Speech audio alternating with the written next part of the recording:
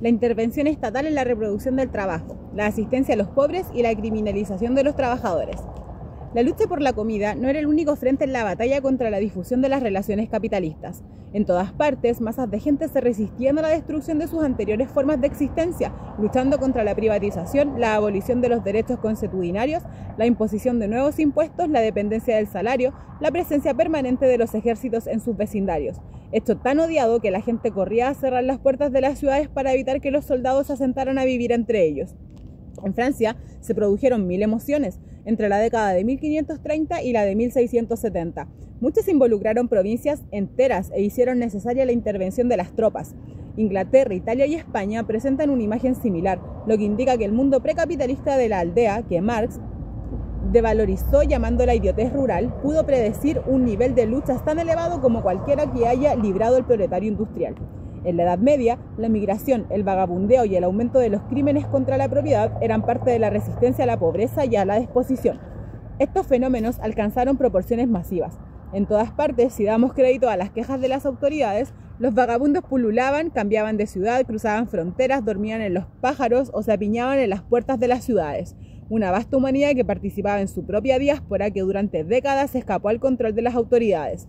Solo en Venecia había 6.000 vagabundos en 1545. En España, los vagabundos llenaban completamente los caminos y se detenían en cada ciudad. Empezando por Inglaterra, siempre pionera, los estados promulgaron nuevas leyes contra el vagabundeo mucho más severas que recomendaban la esclavitud y la pena capital en casos de reincidencia. Pero la represión no fue efectiva y en los siglos XVI y XVII las rutas europeas continuaron siendo lugares de encuentros y de gran conmoción. Por ellas pasaron herejes que escapaban a la persecución, soldados dados de baja, trabajadores y otra gente humilde en busca de empleo, y más adelante artesanos extranjeros, campesinos desplazados, prostitutas, vendedores ambulantes, ladronzuelos, mendigos profesionales. Por las rutas de Europa pasaron especialmente los relatos, historias y experiencias de un proletario en desarrollo. Mientras tanto, la criminalidad también se intensificó hasta el punto de que podemos suponer que la recuperación y reapropiación de la riqueza comunal estaba en camino. Hoy, estos aspectos de la transición al capitalismo pueden parecer, al menos en Europa, cosas del pasado, o como dice Marx, en los Grundrisse, precondiciones históricas. El desarrollo capitalista que sería superada por formas más maduras del capitalismo, pero la similitud fundamental entre estos fenómenos y la consecuencia social de la nueva fase de globalización de la que hoy somos testigos nos dice algo distinto. El empobrecimiento, las rebeliones y la escalada criminal son elementos estructurales de la acumulación capitalista. En la misma medida en que el capitalismo debe despojar a la fuerza de trabajo de sus medios de reproducción para imponer su dominio. El hecho de que las regiones europeas que durante el siglo XIX emprendieron la industrialización, las formas más extremas de miseria y rebeldía proletaria hayan desaparecido no es una prueba en contra de la afirmación. La miseria y la rebeldía proletarias no terminaron allí, solo disminuyeron hasta el punto de que la superexplotación de los trabajadores tuvo que ser exportada, primero a través de la institucionalización de la esclavitud y luego a través de la permanente expansión del dominio colonial. En cuanto al periodo de transición, en Europa siguió siendo una etapa de intenso conflicto social, preparando el terreno para un conjunto de iniciativas estatales que, a juzgar por sus efectos, tuvieron 3 objetivos principales. A. Crear una fuerza de trabajo más disciplinada. B. Distender el conflicto social. Y C.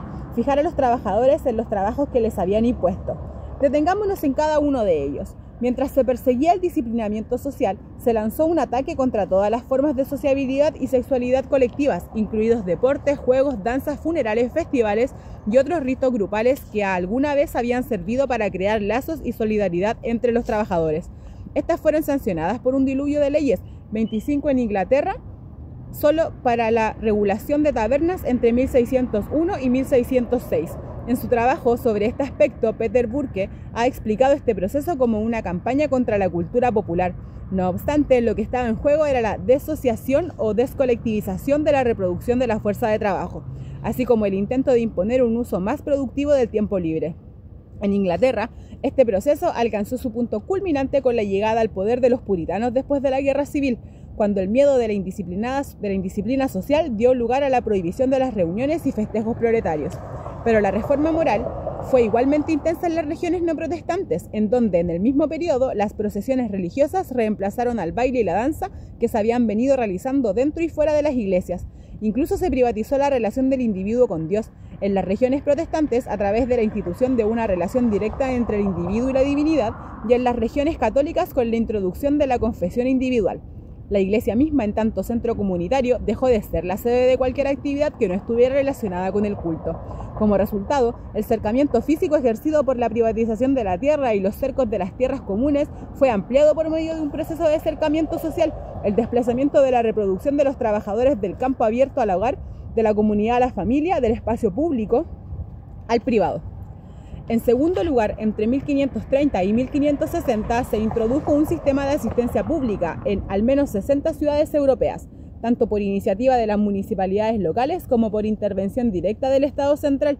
Todavía se debate acerca de sus objetivos precisos, si bien buena parte de la bibliografía sobre la cuestión explica la introducción de la asistencia pública como una respuesta a la crisis humanitaria que puso en peligro el control social. El académico marxista francés Jean Molière-Boutin, en su vasto estudio sobre el trabajo forzado, insiste en que su principal objetivo fue la gratificación de los trabajadores, es decir, el intento de evitar su éxodo u huida del trabajo.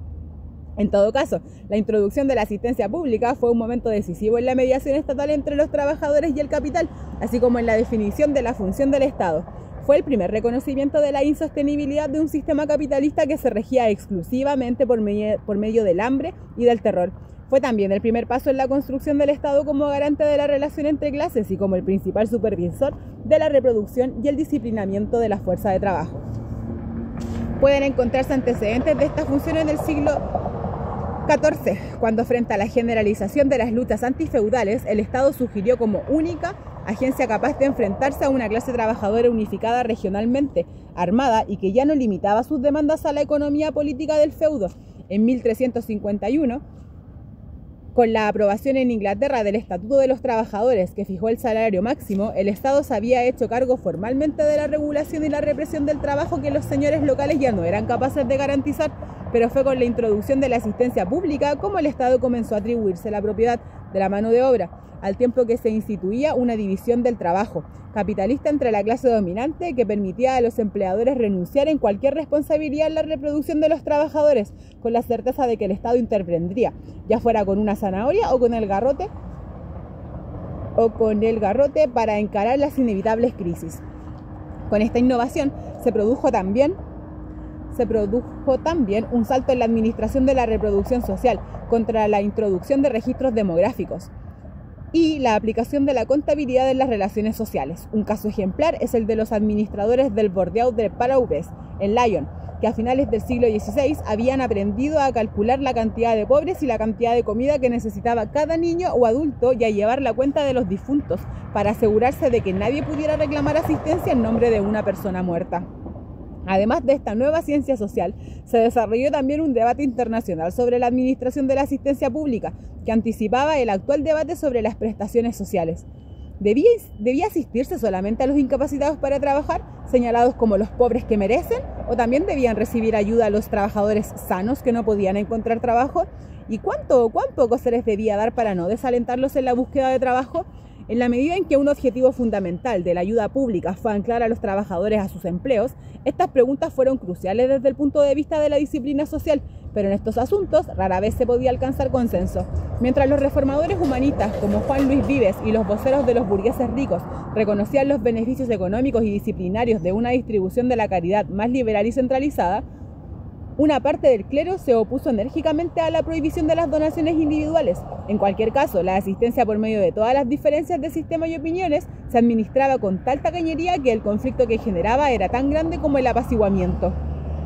A los asistidos les molestaban los rituales humillantes que les imponían, como llevar la marca de la infamia o participar en las procesiones anuales de pobres, en las que tenían que desfilar cantando himnos y portando velas, y siempre protestaban vehementemente cuando las limosnas no se distribuían a tiempo o eran inadecuadas para sus necesidades. En respuesta, en algunas ciudades francesas se erigieron horcas durante las distribuciones de comida o cuando se les pedía a los pobres trabajar por la comida que recibían. En Inglaterra, a medida que avanzaba el siglo XVI, la recepción de asistente pública, también para los niños y ancianos, se condicionó al encarcelamiento de quienes la recibían en casas de trabajo, donde fueron sujetos a la experimentación de distintas estafas laborales. Como resultado, a finales del siglo, el ataque a los trabajadores, que había comenzado con los cercamientos y la revolución de los precios, condujo a la criminalización de clase trabajadora, es decir, a la formación de un vasto proletario que era o bien encarcelado en las recién construidas casas de trabajo y de corrección, o bien se veía forzado a sobrevivir fuera de la ley y en contra del Estado, siempre a un paso del látigo y de la soga. Desde el punto de vista de la formación de una fuerza de trabajo laboriosa, estas medidas fueron tomando un rotundo fracaso, y la constante preocupación por la cuestión de la disciplina social en los círculos políticos de los siglos XVI y XVII indica que los hombres de Estado y los empresarios del momento eran profundamente conscientes de ello. Además, la crisis social que provocaba este estado generalizado de rebelión vino agravada por la segunda mitad del siglo XVI por una nueva contracción económica, causada en gran medida por la drástica caída de la población en la América hispana, después de la conquista y por el encorajamiento de la economía social.